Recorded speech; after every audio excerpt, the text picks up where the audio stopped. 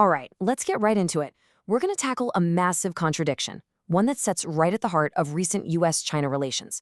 And, well, it's a story that involves an absolutely staggering amount of money. $1.4 trillion. That's the number. That's the figure at the center of this entire explainer. It's a sum of money that's kind of hard to even wrap your head around.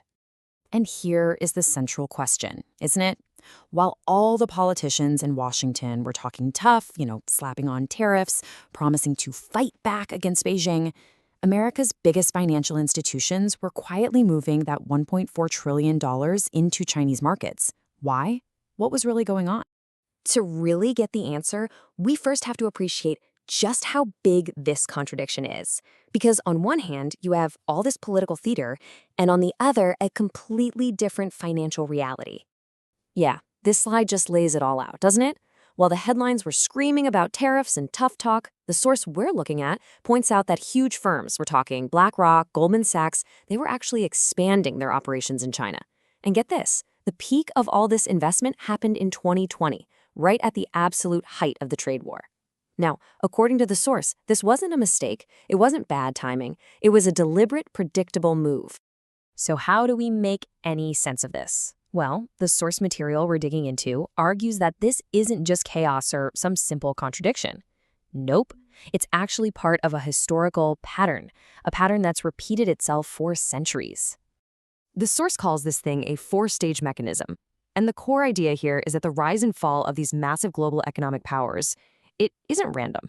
It actually follows a predictable cycle, almost like a blueprint that just repeats itself over and over again. And this illustrates that pattern perfectly. Okay, so it starts with a central bank getting a monopoly on creating money. Then that power is used to fund this huge government expansion, all through debt. And at first, it feels great. The empire is growing, the economy is booming. But then you hit stage 3. The system gets stretched way too far, the currency starts losing its value, and finally, and this is the absolute key, stage 4, the very people who built the system, they start moving their capital to the next rising power, right before the collapse becomes obvious to everybody else. Now, you might be thinking, okay, that sounds like a neat theory, but the source actually provides 3 major historical examples to back this all up, showing this exact pattern in action across different centuries and different empires. So let's kick it off with the British Empire. Back in 1694, the Bank of England is created. That's stage 1. Then they finance all of Britain's wars and expansion, and by 1815, the national debt is just astronomical. That's stage 2. Then, right as Britain's power is peaking in the mid-1800s, the financial elite, they quietly start moving capital to a rising America. That's the beginning of stage 4. So by the time the pound officially collapses as the world's reserve currency in 1931, the smart money, it's long gone. This quote from the source really just drives the point home. It wasn't some accident. The same financial architecture was simply packed up and rebuilt in a new place, New York, with the capital moved well ahead of the old system's public failure. Okay, a second, even more extreme example is Weimar Germany right after World War I. They were facing these massive war reparations, and the government chose to just print money instead of, raising taxes. And the result was one of the most infamous hyperinflations in all of history. I mean, by November 1923, a single US dollar was worth 4.2 trillion German marks. People's life savings were just wiped out overnight. The source claims this wasn't just a policy mistake, but a deliberate destruction of the currency to get rid of domestic debts, which, wouldn't you know it, paved the way for American capital to swoop in and restructure the entire system.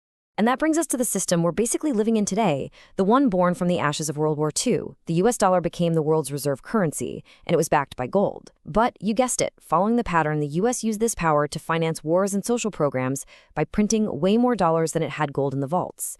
So by 1971, countries like France and Britain, they called America's bluff. They demanded their gold, and it forced President Nixon to temporarily close the gold window, a temporary measure that's still in effect today. And this chart really just visualizes the result of that.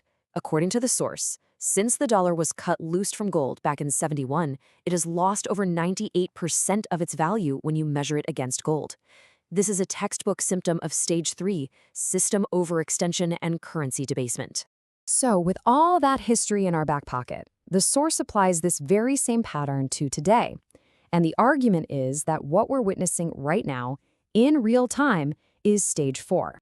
So the central claim here is that the trade war wasn't a genuine fight with China at all. It was political cover. It was a distraction, really, designed to make it look like America was putting up a fight, while the real action, the financial integration, the capital flight, was speeding up right behind the curtain. This timeline just lays it out perfectly. In June 2018, MSCI, a key global index provider, starts including Chinese stocks. Now, this basically forces trillions in passive investment funds to buy into China. Just 1 month later, boom, the first tariffs are announced. So while the news was completely obsessed with the tariffs, the financial plumbing of the world was being quietly rerouted, leading directly to that $1.4 trillion flow. And if you look at the scorecard for the US today, the source argues it's just checking all the boxes for stage 3. National debt, over $36 trillion. The central bank's balance sheet, it's just exploded. And, crucially, those first moves of stage 4 are already happening, with the big financial players repositioning their capital into China. So what does all this mean? What's the ultimate conclusion we're supposed to draw from seeing this pattern play out?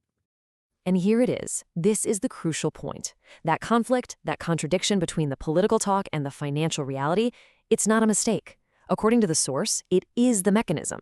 The political theater is the cover story, while the systematic transfer of wealth happens in the background. The implications here are, well, they're profound. It suggests the dollar's dominance isn't guaranteed, that the architects of the current system are already getting ready for whatever comes next, and that the inflation we're all feeling is a direct, predictable result of this end-stage process.